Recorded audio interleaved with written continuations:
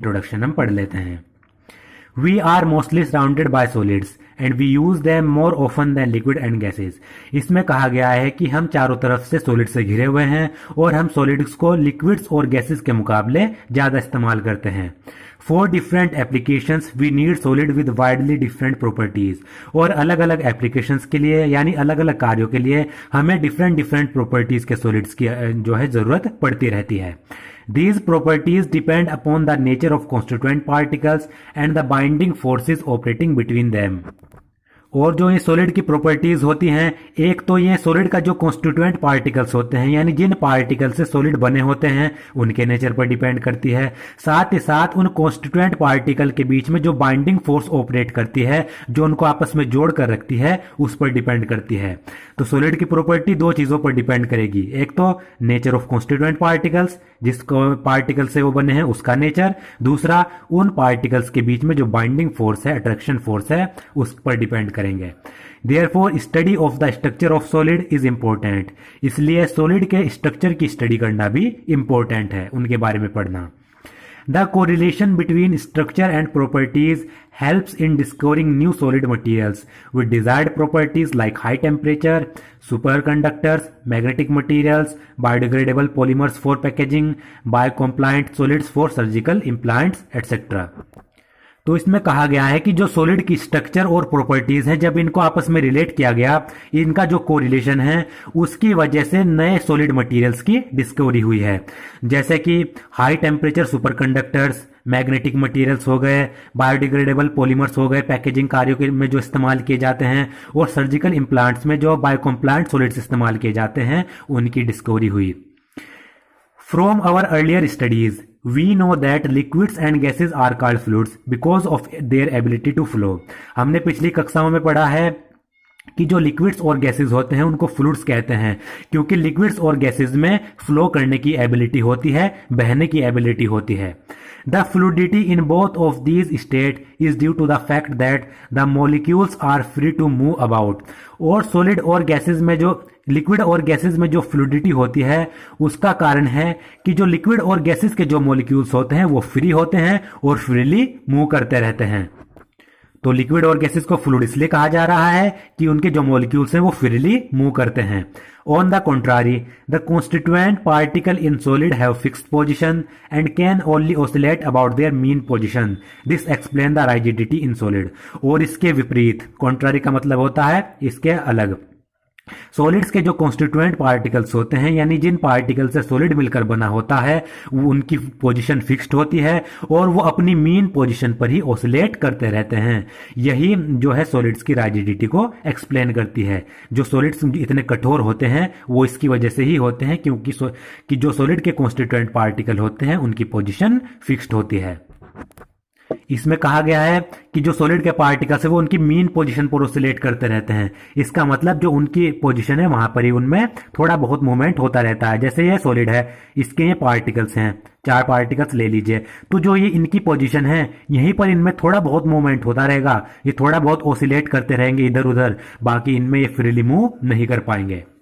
In crystalline solids the constituent particle are arrange in regular patterns. और solid में जो crystalline solids होते हैं उनके जो कॉन्स्टिट्यूएंट पार्टिकल्स होंगे वो एक रेगुलर पैटर्न में अरेंज होंगे। इनको आज जो इसका टॉपिक आएगा उसमें हम इसको डिटेल में पढ़ेंगे। In this unit we shall discuss different possible arrangement of particles resulting in several types of structure. इस यूनिट में हम पार्टिकल्स के अलग अलग जितने भी पॉसिबल अरेंजमेंट हो सकते हैं उनके बारे में पढ़ेंगे, जिससे अलग अलग टाइप की स्ट्रक्चर्स बनती हैं। The correlation between the nature of interaction within the constituent particles and several properties of solid will also be explored. और जो सॉलिड के कॉन्स्टिट्यूएंट पार्टिकल होते हैं उनके बीच में जो इंटरेक्शन होता है उसका नेचर क्या होता है, साथ ही साथ जो सॉलिड्स की जो प्रॉपर्टीज होती हैं इन दोनों के बीच में हम कोरिलेट करेंगे कि एक तो जो कॉन्स्टिट्यूएंट पार्टिकल है उनका नेचर, साथ ही साथ सॉलिड की प्रॉपर्टीज, इन दोनों को आपस में जोड़कर देखेंगे। How these properties get modified due to the structural imperfection or by the presence of impurities in minute amount would also be discussed. और हम ये भी देखेंगे कि जो सॉलिड की ये प्रॉपर्टीज होती हैं इनमें मॉडिफिकेशन किस तरीके से होता है। वो मॉडिफिकेशन स्ट्रक्चरल इम्परफेक्शंस के कारण भी हो सकता है कि सॉलिड की स्ट्रक्चर में कुछ कमी आ गई हो, या फिर सॉलिड के अंदर कुछ इम्प्योरिटीज भी प्रेजेंट हो सकती हैं बहुत ही कम मात्रा में, उससे भी जो सॉलिड की प्रॉपर्टीज है वो मॉडिफाई हो सकती है। इन सभी को हम इस चैप्टर में डिस्कस करेंगे। तो सबसे पहला जो टॉपिक है वो है general characteristics of solid state, solid state की कुछ characteristics. In class 11 you have learned that matter can exist in 3 states, namely solid, liquid and gas. Class 11 में आपने पढ़ा था कि मैटर 3 स्टेट में पाया जा सकता है, सॉलिड में, लिक्विड में और गैस में। Under A given set of conditions of temperature and pressure which of these would be the most stable state of A given substance depend upon the net effect of 2 opposing factors. तो इसमें कहा गया है कि किसी भी particular temperature और particular pressure की कंडीशन में कोई कौन सा सब्सटेंस कौन सी स्टेट में स्टेबल होगा, ये 2 चीज पर डिपेंड करता है, यानी 2 फैक्टर्स के नेट इफेक्ट पर डिपेंड करेगा। वो फैक्टर कौन कौन से हैं? तो मान लीजिए कोई भी सब्सटेंस है, XYZ कुछ भी सब्सटेंस मान लीजिए, सपोज कर लीजिए, तो और हमें एक पर्टिकुलर टेम्परेचर दिया गया है, मान लीजिए 50 डिग्री सेल्सियस, और प्रेशर दिया गया है 70 बार मान लीजिए या 100 बार मान लीजिए। तो इस पर्टिकुलर टेम्परेचर और पर्टिकुलर प्रेशर पर जो XYZ हमारा सब्सटेंस है वो कौन सी स्टेट में स्टेबल होगा, ये 2 फैक्टर्स जो ओपोजिटिंग फैक्टर हैं उनके नेट इफेक्ट पर डिपेंड करेगा। वो फैक्टर्स कौन कौन से हैं? पहला है intermolecular forces tend to keep the molecules और एटम्स और ion closer, whereas thermal energy tend to keep them apart by making them move faster। एक तो है इंटरमोलिकुलर फोर्सेस, जो किसी भी सॉलिड के जो मॉलिक्यूल्स होते हैं या किसी भी सब्सटेंस के जो मॉलिक्यूल्स होते हैं उनके बीच में जो फोर्सेस होगी उसे कहेंगे इंटरमोलिकुलर फोर्सेस, डिफरेंट मॉलिक्यूल्स के बीच में। तो जो इंटरमोलिकुलर फोर्सेस होगी वो मॉलिक्यूल्स को या फिर एटम्स और आयंस को एक जगह जोड़कर रखना चाहेगी, जबकि जो थर्मल एनर्जी है, हीट एनर्जी है, वो किसी भी मॉलिक्यूल्स को या फिर एटम या फिर आयन को एक दूसरे से दूर करना चाहेगी। तो आप देख सकते हैं दोनों फैक्टर इंटरमोलिकुलर फोर्स और थर्मल एनर्जी एक दूसरे के ऑपोजिट काम कर रहे हैं, यही है opposing factors. At sufficiently low temperature, the thermal energy is low, and intermolecular forces bring them so close that they cling to one another and occupy fixed position। और sufficiently low temperature पर यानी जितना चाहिए होता है उस पर जो थर्मल एनर्जी होती है वो बहुत ही कम होती है, और जो इंटरमोलिकुलर फोर्सेस होती है वो मॉलिक्यूल्स को इतने पास ला देती है कि वो एक दूसरे से जुड़ जाते हैं और अपनी फिक्स्ड पोजीशन ऑक्यूपाई कर लेते हैं। तो हमें पता चला लो टेम्परेचर पर थर्मल एनर्जी कम होगी और इंटरमोलिकुलर फोर्सेस ज्यादा होगी, जिससे जो सॉलिड स्टेट है वो स्टेबल होगी, क्योंकि जो मॉलिक्यूल्स हैं वो फिक्स्ड पोजीशन अपनी ऑक्यूपाई कर रहे हैं। These can still oscillate about their mean position and the substances exist in solid state।